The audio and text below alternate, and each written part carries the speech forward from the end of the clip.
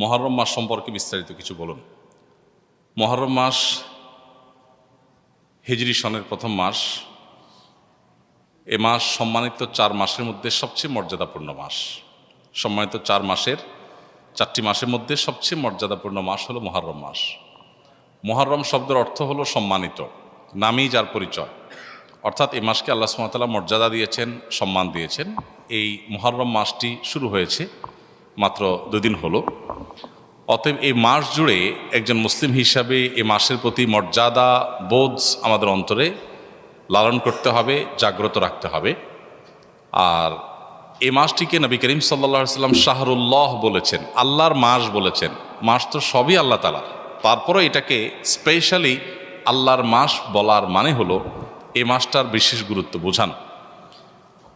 সব ছেলে মেয়েরাই বাপের সন্তান হলেও বাবা কোনো ছেলেকে যখন বলে তুই আমার সন্তান, তুই আমার ছেলে, এই তো আমার ছেলে, তখন এর মানে হলো তাকে বিশেষ স্নেহ মমতার কথা তিনি বোঝাচ্ছেন।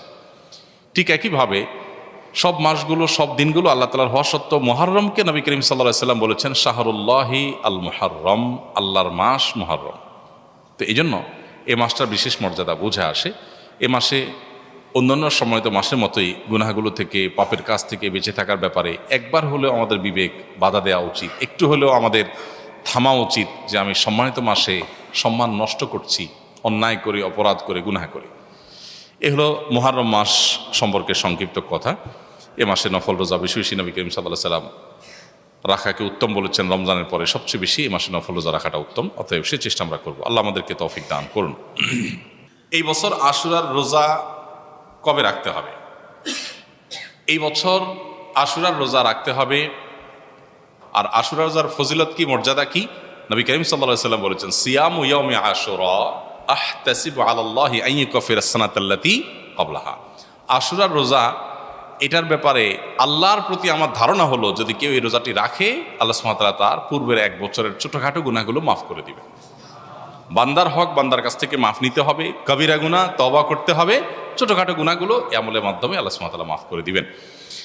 এছাড়া আশুরা রোজার আরেকটা বিশেষ ফজিলতের দিক হলো রমজানের রোজা ফরজ হওয়ার আগে, এমনকি হিজরতেরও আগে নবী করিম সাল্লাল্লাহু আলাইহি ওয়াসাল্লাম মক্কা যখন ছিলেন, কুরাইশরা আশুরার রোজা রাখত।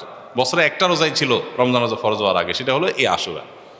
এবং নবী করিম সাল্লাল্লাহু আলাইহি ওয়াসাল্লামও সে রোজা রাখতেন।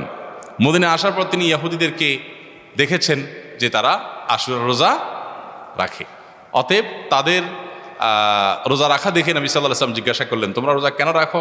তারা বলল, এই দিনে মুসা আলাইহিস সালামকে আল্লাহ সুবহানাহু ওয়া তাআলা বিজয় দিয়েছেন, সেজন্য আমরা তার প্রতি শুকরিয়া আদায় করে